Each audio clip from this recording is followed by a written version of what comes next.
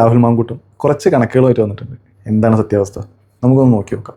മുഖ്യമന്ത്രിയുടെ ദുരിതാശ്വാസ നിധിയിലേക്ക് നമ്മൾ സംഭാവന ചെയ്ത തുക 778 കോടി രൂപ. ആ 778 കോടി രൂപയിൽ സംസ്ഥാന സർക്കാർ ടൗൺഷിപ്പ് നിർമ്മിക്കുവാൻ വേണ്ടി മാത്രം ചെലവഴിക്കുന്ന തുക 299. അപ്പോൾ സർക്കാരിന്റെ ദുരിതാശ്വാസ നിധിയിലെ ബാക്കി പണത്തെ പറ്റിയും ഈ 299 കോടി രൂപയിലെ ബാക്കിയെ പറ്റിയും ഒക്കെ നമുക്ക് ഓഡിറ്റ് ചെയ്യണ്ടേ? 778 കോടി രൂപ CNDRF കിട്ടിയെന്ന് രാഹുൽ തന്നെ സമ്മതിക്കുന്നു. അതിൽ 299 കോടി രൂപ ടൗൺഷിപ്പിന് ചെലവായി. ബാക്കി 479 കോടി രൂപ എവിടെ എന്നാണ് രാഹുൽ ചോദിക്കുന്നത്. രാവിലെ ഒരു ദുരന്തം ഉണ്ടാകുമ്പോൾ അവിടെ പണം ചെലവാകുന്നത് വീട് വെക്കാൻ മാത്രമല്ല. 479 കോടി രൂപ എവിടെയെന്ന് ചോദിക്കുന്നതിന് മുമ്പ് താങ്കൾ ഈ കണക്കുകളും നോക്കണം. ക്യാമ്പുകളിൽ നിന്ന് വാടക വീടുകളിലേക്ക് മാറിയ ഓരോ കുടുംബത്തിനും പ്രതിമാസം 6000 രൂപ വാടക ഇനത്തിൽ നൽകുന്നുണ്ട്. ബന്ധുവീടുകളിലേക്ക് മാറിയ കുടുംബങ്ങൾക്കും ഈ സഹായം ലഭിക്കുന്നുണ്ട്. ഓരോ കുടുംബത്തിൽ നിന്നും പ്രായപൂർത്തിയായ 2 പേർക്ക് ദിവസം 300 രൂപ വെച്ച് ഉപജീവന സഹായമായി നൽകുന്നുണ്ട്.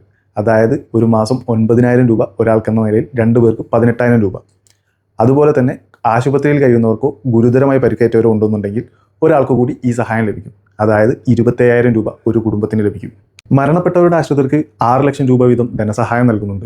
60% മുകളിൽ വൈകല്യമുള്ളവർക്ക് 75000 രൂപയും 40% മുതൽ 60% വരെ വൈകല്യമുള്ളവർക്ക് 50000 രൂപയും നൽകുന്നു. ഇതുകൂടാതെ ഗുരുതരമായ പരിക്കുകളോടെ ആശുപത്രിയിൽ കഴിയുന്നവർക്ക് പ്രത്യേക ചികിത്സാ ധനസഹായവും നൽകുന്നുണ്ട്. ദുരന്തത്തിലിരയായവരുടെ ബാങ്ക് ലോൺ തീർപ്പാക്കുന്നതിനായി 18.75 കോടി രൂപ CMDRF നിന്ന് അനുവദിച്ചിട്ടുണ്ട്. ഇതുവഴി 555 കുടുംബങ്ങളുടെ 1620 ബാങ്ക് ലോണുകളാണ് തീർപ്പാക്കിയിരിക്കുന്നത്. ഇതെല്ലാം ചെയ്തിരിക്കുന്നത് CMDRF ഫണ്ടിൽ നിന്ന് തന്നെയാണ്. ഇനി രാഹുൽ പറ, കോൺഗ്രസ് വാഗ്ദാനം ചെയ്ത 100 വീടുകളുടെ പ്ലാനെങ്കിലും കാണിച്ചു തരാൻ പറ്റുമോ?